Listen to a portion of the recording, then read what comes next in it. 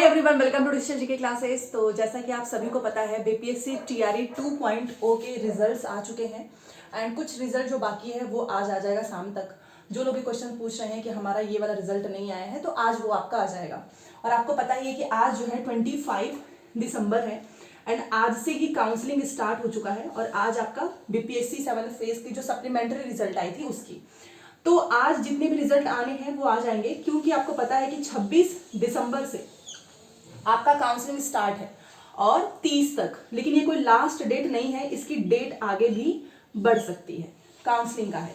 But सबसे बड़ा सवाल है कि कुछ सब्जेक्ट्स के कट ऑफ इतने ज़्यादा हाई चले गए हैं एंड उनका सिलेक्शन 9 से 10, 11 से 12 में हो जाएगा। तो आपको पता है कि जब अतुल प्रसाद सर ने प्रेस कॉन्फ्रेंस में बोला कि देखो, 1 कैंडिडेट 1 रिजल्ट दे पाना मुश्किल है, बिकॉज आप भी जानते हो कि किसी का अगर 3 में हुआ है तो वो ऑब्वियस सी बात है, वो चाहेंगे कि उनका तीनों में जगह रिजल्ट आए और वो फिर उनके पास ये होना चाहिए ऑप्शंस कि वो खुद सेलेक्ट करें कि उनको किस में जाना है। बट यहाँ पर मैं आपको बताना चाहूँगी, देखो अगर किसी का मान लो 11 से 12, क्योंकि सबसे ज़्यादा जो हाइप बना हुआ है वो 6 to 8 का मैथ साइंस का कट ऑफ, बट एसएसटी का आपको पता है कि अभी तक नहीं आया है, तो वो एक सबसे बड़ा चेंज होने वाला है सोशल साइंस में। बट अगर अभी जो रिजल्ट आया है हम उससे कंपेयर करें तो अभी तक आप देखो कि अगर किसी का 6 to 8 में सिलेक्शन हो रहा है 11 से 12 में भी, तो ऑब्वियस सी बात है वो 11 से 12 में जाएंगे तो उनकी एक सीट बचेगी। चलो ठीक है, आपने 1 कैंडिडेट 1 रिजल्ट की बात की है, बट इस बार सप्लीमेंट्री रिजल्ट आ भी सकता है शिक्षा विभाग के अनुदेश पे। तो यही सभी का सवाल है कि जिस सिलेक्शन और कट ऑफ सिलेक्शन हुआ है, ऑब्वियस सी बात है जिसके ज़्यादा नंबर रहेंगे उनका। बट यहाँ पर एक सबसे बड़ा सवाल है कि मान लो अगर किसी का 11 से 12 में हो जा रहा है और तो वो 6 to 8 की तो सीट वैसे भी उनकी बेकार चली जाएगी, तो हमें चाहिए यहाँ पर सप्लीमेंट्री रिजल्ट और ये होना चाहिए। जब 1 कैंडिडेट 1 रिजल्ट का मतलब ये नहीं था कि जिसका 3 जगह सिलेक्शन हुआ है उनका बस एक ही जगह रिजल्ट है, नहीं, इसका मतलब ये है कि बाकी के जो सीट बच रहे हैं ना, उस पर दूसरे अभ्यर्थियों को मौका मिलना चाहिए। एंड जैसा कि आपको पता है कि रिजल्ट को लेकर बहुत सारे लोग तो एकदम शॉक्ड हो गए जब कट ऑफ वाली चीज़ें चल रही थी। अभी आप देख ही सकते हो बाकी के जो रिजल्ट्स आने वाले हैं उसमें भी आपको कुछ ना कुछ डिफरेंस देखने को मिलेगा। सप्लीमेंट्री रिजल्ट डॉक्यूमेंट काउंसलिंग आपकी शुरू हो चुकी है और जिसके भी नंबर कम है प्लीज़ पूरा वीडियो देखिएगा, आप सभी के लिए भी एक अच्छी इन्फॉर्मेशन है, एक अच्छी गुड न्यूज़ है और आपको बिल्कुल भी जो है मायूस नहीं होना है। तो पूरा वीडियो देखो एंड कोई भी डाउट होगा तो आप मेरे से पूछना। पहली बार आए हैं तो चैनल को सब्सक्राइब करके प्लीज़ वीडियो को लाइक कर दीजिएगा सो दैट आपको अपडेट मिलता रहे। आगे बढ़ने से पहले मैं आप सभी को बताना चाहूंगी कि टेक्स्ट बुक पे अभी बहुत बड़ी सेल आई हुई है। क्रिसमस सेल 25 से 28 दिसंबर तक चलेगा। इस बीच में अगर आप लेंगे तो आपको बहुत ही सस्ते दाम पे जो है टेक्स्ट बुक पास हो गया या फिर पास प्रो 1 ईयर के लिए मिल जाएगा।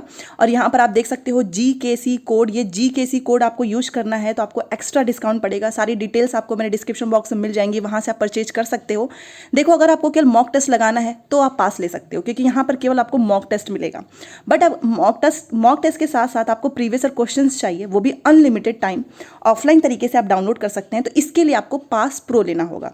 और ये देखिए, इतना सस्ता ये आपको केवल क्रिसमस सेल में मिलेगा, क्योंकि अभी तक इसकी प्राइस काफ़ी हाई थी, 314, वो भी GKC करके आपको डिस्काउंट पड़ेगा, वो भी 1 साल के लिए। आप सोचिए 1 साल के लिए आपको किसी भी गवर्नमेंट एग्जाम का करना है प्रीवियस क्वेश्चन मॉक टेस्ट, तो सारी फैसिलिटी आपको पास प्रो में मिल जाएगी।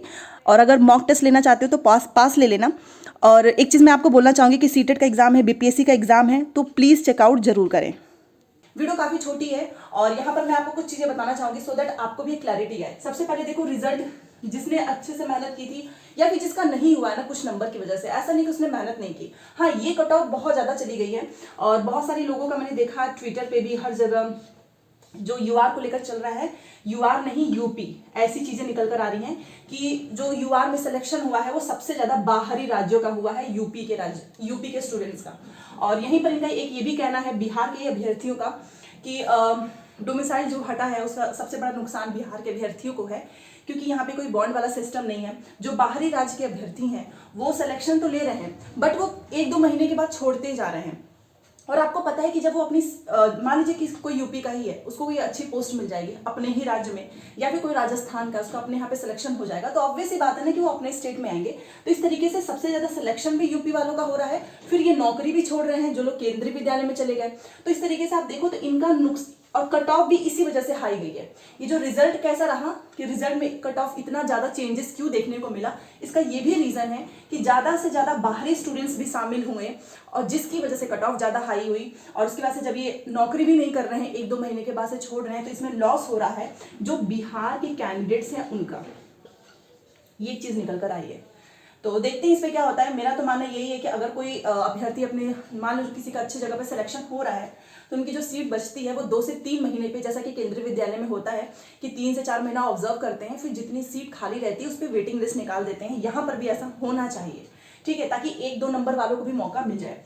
सप्लीमेंट्री रिजल्ट वही है, पिछली बार देखा था आपने 4000 के आसपास इन्होंने बोला, तो 2000 के आसपास, आई थिंक 2727 इतना सप्लीमेंट्री रिजल्ट रहा था।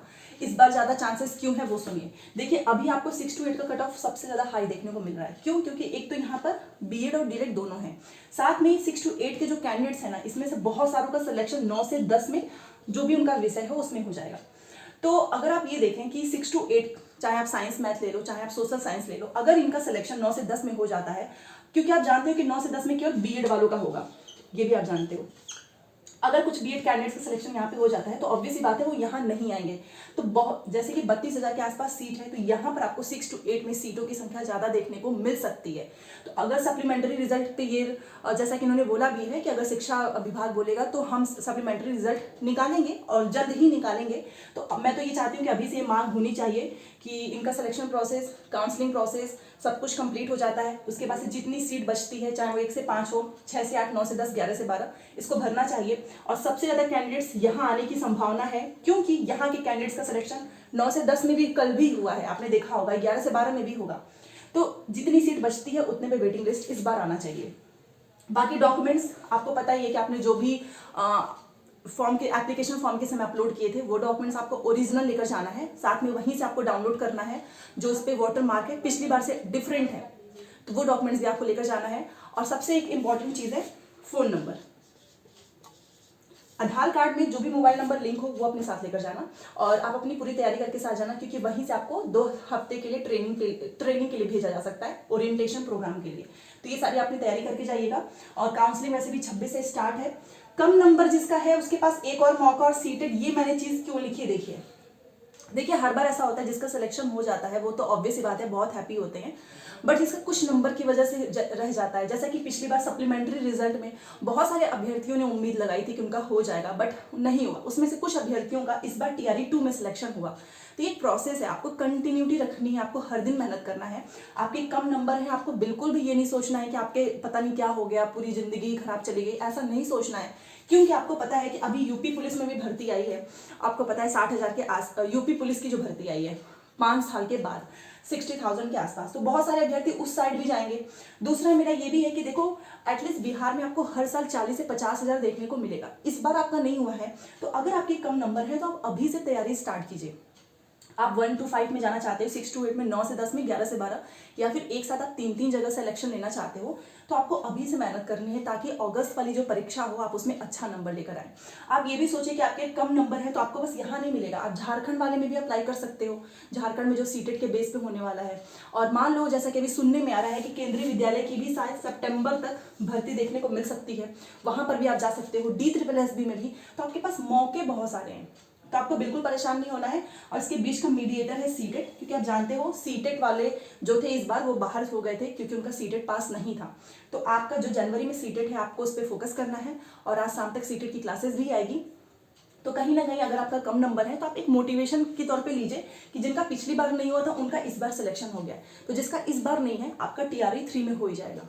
ठीक है, तो आई होप आपको सारी चीज़ें समझ में आई होगी। कोई भी डाउट होगा तो प्लीज़ बताइएगा। मिलते हैं नेक्स्ट क्लास में। Thanks for watching.